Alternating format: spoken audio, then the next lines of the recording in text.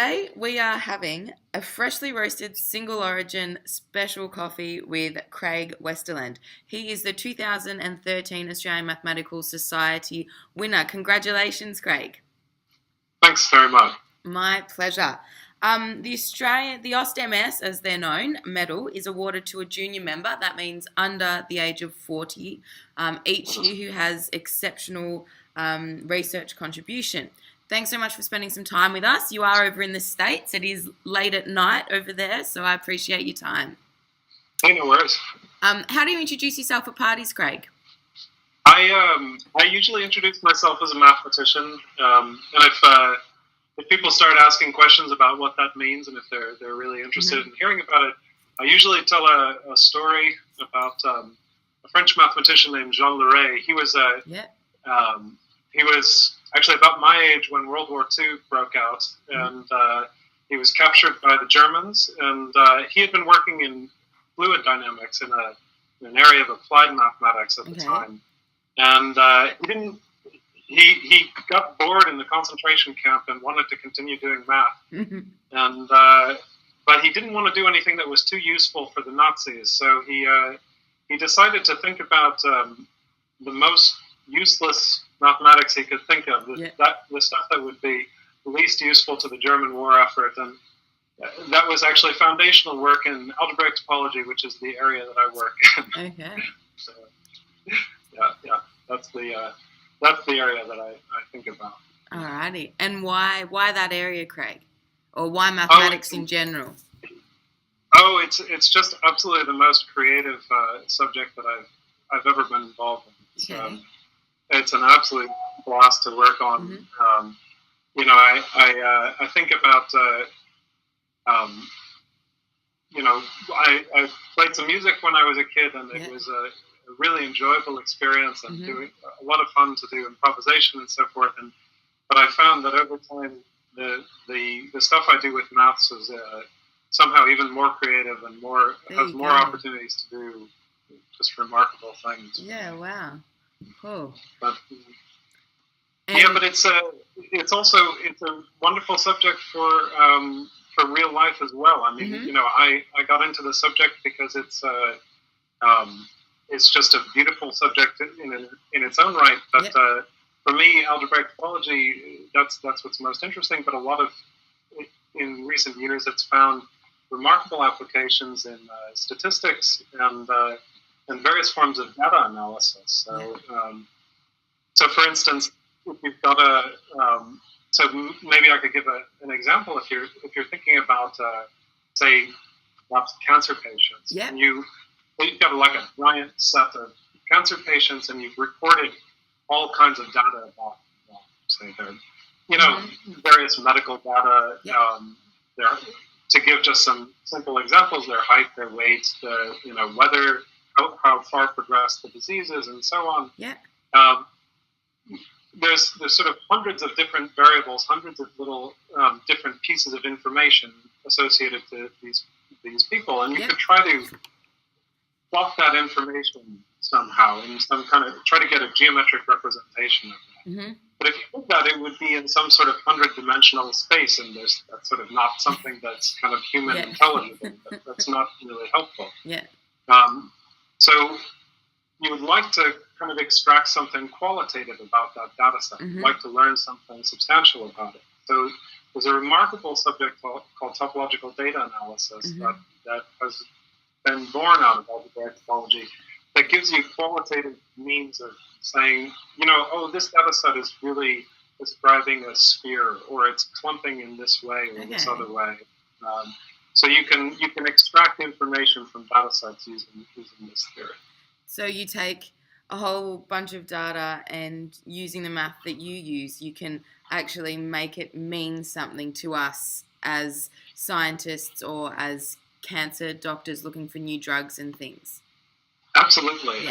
I mean, I think the real world is just full of messy data, and there's kind of and we think of math as being the sort of thing that's usually bad at messy data. It's usually we're very afraid of messy data, Yeah. but this subject's very good at taking messy data and kind of collapsing it down to a much more human intelligible piece of information. Fantastic. Do you think that mathematicians deserve the geek tag, Craig? Well, yes and no. I mean, maybe not in the usual sense of Mm-hmm. like kind of a nearsighted, anemic, and socially incompetent fella. But you know, but I do think that we tend to be a little bit different from the average guy on the street. I think most mathematicians tend to be very sort of focused and very tenacious Mm-hmm. about certain things. If they ask you a question, they tend to be really fussy about getting the answer out of you. But on the other hand, like trying to get them to decide on where to go to dinner is the most painful experience. It's Lovely. Aside from winning the AustMS medal, what has maths done for you lately? Well, I can totally, I could tell a long story about all of the amazing applications to things like, cell phones and the way that we use cryptography and so forth. And I think actually in a lot of, I've looked at a number of these other Hangouts, I think people have said that perhaps better than I could in those settings. Yeah. For me personally, it's done, it's created this amazing community of people. We have, there's this group of, maybe 200-300 people working in the field that I work in, that you meet up at conferences, you have this very amazing conversation, you further your joint knowledge for a short time, and then you go your separate ways and reconnect over email, over Skype, at other conferences. So it's this amazing community where you're constantly picking up new conversations where they left off. Mm-hmm. Oh, wow, that's great. Now, we have talked a little bit about your area of research, and you are very passionate about that. Would you say it's your favourite theory or application of math, or do you have another one? Well, when I was a student, my folks would always ask me about, what's the application of your research? Yep. And for a while, I tried very hard to give them a good answer. Eventually, I started telling them that it kept me gainfully employed. That was its application. Yep.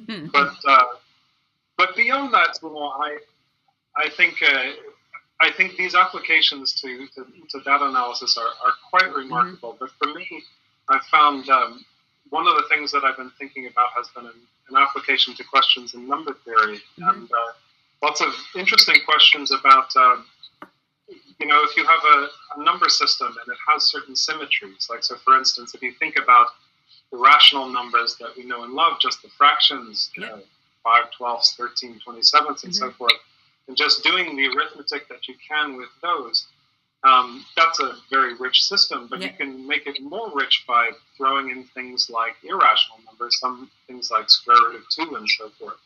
But when you allow yourself to play with square root of 2, there's a remarkable symmetry that a lot of the formal properties of this arithmetic system are the same if you swap root 2 with negative square root of 2. And that symmetry is something special about that system. Okay. And so you can then if somebody handed you their favorite number system, I don't know how they'd actually do that, but they could. They could say, okay, what's the probability that my favorite number system has this symmetry? And it's this wonderful question about that's kind of meeting in the boundary of statistics and symmetries of number systems and so forth. And that's one of the most interesting areas for me these days. Right. Fabulous. And what does it mean to you, and how did you feel when you found out that you were being awarded the 2013 AustMS medal? Oh, I was totally shocked. It was a complete surprise. I was actually just looking at the list of previous recipients, and it's a rather grand list of some of the really impressive names in Australian mathematics, and I'm truly honored to be considered a part of that. I don't know if I feel like I belong there. On a grander level, Why do you think the study of maths is important? Well, it's it's an it's an amazing. I mean, I think I said it's an amazing community, and but that's a very personal reason why I think it's a grand thing. Which is good. No, go ahead. I said it's good to have a personal reason why. But I think on a fundamental level, you have we in the research community add little bits and pieces to the vast amount of knowledge, which is sort of human knowledge, and most of us add tiny little pieces, and but every now and then you have someone who, for instance, like Einstein, who produces these kind of groundbreaking things that changes how people think about the world on a fundamental level for the rest of time, and those. In addition, those things throw off amazing applications. I mean, for instance, GPS wouldn't work at all if we didn't have some understanding of general relativity. So it's kind of a very human and grand endeavor that we're part of, and it's just a joy to be a part of it. Yeah, fabulous. Now, this year is the International Year of the Mathematics of Planet Earth, which is a year dedicated to promoting, I guess, the importance of mathematics in our world. It's also a year that wants to try and encourage collaborations worldwide. Do you have any ideas on how we can inspire the next generation of mathematicians to pursue careers in maths, or the next generation of kids, I guess, to stick with maths? Oh, absolutely. I'd say totally stick with it, because it's an incredibly rewarding experience. I think that we look at the if you sort of lay out, okay, this is how someone gets to be a mathematician. Oh, well, you go through high school, and then you go through university, and you get your PhD, and then you started doing research, and it's this incredibly long and linear process where you're like, well, in 10 years, okay, I'll finally be able to do something creative. I'll finally be able to add to the knowledge that is mathematics. And that can be a little dispiriting when you think about it. But the thing is that that's just not true. There are so many opportunities to get involved in creative aspects of mathematics at any stage. So, I mean, there are all sorts of, for instance, for high school students, there's a great way to get involved are maths competitions. There's wonderful opportunity to be engaged there. University students can often be involved in research projects with their supervisors and so forth. Go spend the summer, learn about some new subject, learn about cryptography, learn about number theory, learn about geometry, and you'll find that this sort of linear progression of first I have to learn algebra, then I have to learn geometry, then I have to learn calculus is great, but it's not really how we actually do math so much, and somehow you don't have to jump through all of those hoops before you can actually contribute in some way. So totally keep with it. Fantastic. Thanks so much for spending the time with us today, Craig, and congratulations again on the medal. Thank you very much. My pleasure. We'll talk to you soon. Thanks. Bye.